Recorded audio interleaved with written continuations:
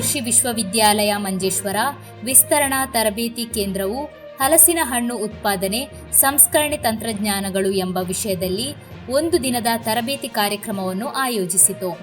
ಆರ್ಥಿಕ ಮತ್ತು ಪೋಷಕ ದೃಷ್ಟಿಯಿಂದ ಪ್ರಾಮುಖ್ಯತೆಯುಳ್ಳ ಹಲಸಿನ ಹಣ್ಣಿನ ಬಗ್ಗೆ ಅರಿತುಕೊಳ್ಳಲು ಆಸಕ್ತಿಯುಳ್ಳ ಹಲವು ಮಂದಿ ಈ ಕಾರ್ಯಕ್ರಮದ ಪ್ರಯೋಜನ ಪಡೆಕೊಂಡರು.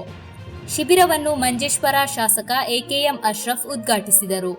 ಬಳಿಕ ಮಾತನಾಡಿದ ಅವರು, ಹಲಸಿನ ಹಣ್ಣಿನ ಕೃಷಿಯ ಪ್ರಾಮುಖ್ಯತೆ ಹಾಗೂ ಗ್ರಾಮೀಣ ಜೀವನದ ಅನುಕೂಲತೆಗಳನ್ನು ಉತ್ತಮಗೊಳಿಸಲು ಇಂತಹ ಶಿಬಿರಗಳ ಪ್ರಯೋಜನ ಪಡೆಕೊಳ್ಳುವಂತೆ ಕೇಳಿಕೊಂಡರು.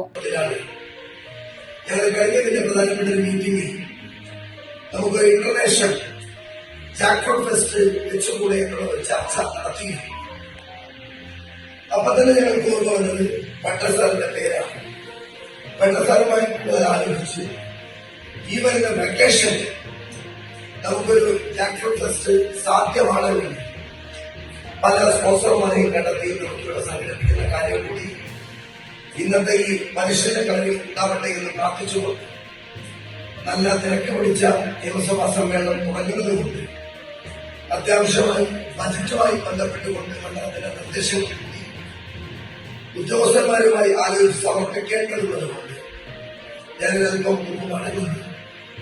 നിങ്ങളൊക്കെ നന്നായി സാധനമായി നിങ്ങളുടെ സംശയങ്ങൾ പരിഹരിച്ച് കാർഷിക മേഖലയിൽ നല്ല അനുഭവസമ്പത്തുള്ള ആളുകളാണ് എന്റെ മുമ്പിലിരിക്കുന്നത്. ഈ ഒരു ട്രെയിനിങ് പരിപാടിയുടെ ഔപചാരികമായ ഉദ്ഘാടനം നിങ്ങളുടെ അനുഭവത്തോടുകൂടി ഒരു ഔപചാരികതയ്ക്ക് വേണ്ടി നിർവഹിക്കുന്നു. എല്ലാവർക്കും നന്ദി. എന്റെ മറ്റൊരു ഗ്രാമം ജയിക്കുന്നു. ಡಾಕ್ಟರ್ ಬಿ ರಮೇಶ ಅಧ್ಯಕ್ಷ ಭಾಷಣವನ್ನು ನೀಡಿದರು.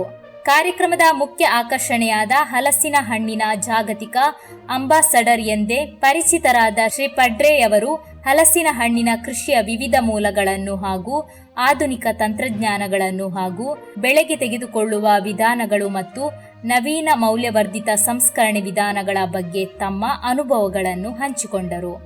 ಹಲಸಿನ ಪುಡಿ, ಚಿಪ್ಸ್, ಇತರ ಸಂರಕ್ಷಿತ ಉತ್ಪನ್ನಗಳ ಉತ್ಪಾದನೆಯ ಕುರಿತು ವಿವಿಧ ಮೌಲ್ಯವರ್ಧಿತ ಸಂಸ್ಕರಣೆ ವಿಧಾನಗಳ ಬಗ್ಗೆ ಮಾಹಿತಿ ನೀಡಲಾಯಿತು. ಕೃಷಿಕರ ಆದಾಯವನ್ನು ಅಧಿಕವಾಗಿ ಹೆಚ್ಚಿಸಬಹುದಾದ ಈ ಮೌಲ್ಯವರ್ಧಿತ ಉತ್ಪನ್ನಗಳ ಆರ್ಥಿಕ ಸಾಧ್ಯತೆಗಳನ್ನು ಕುರಿತು ಚರ್ಚೆ ನಡೆಯಿತು.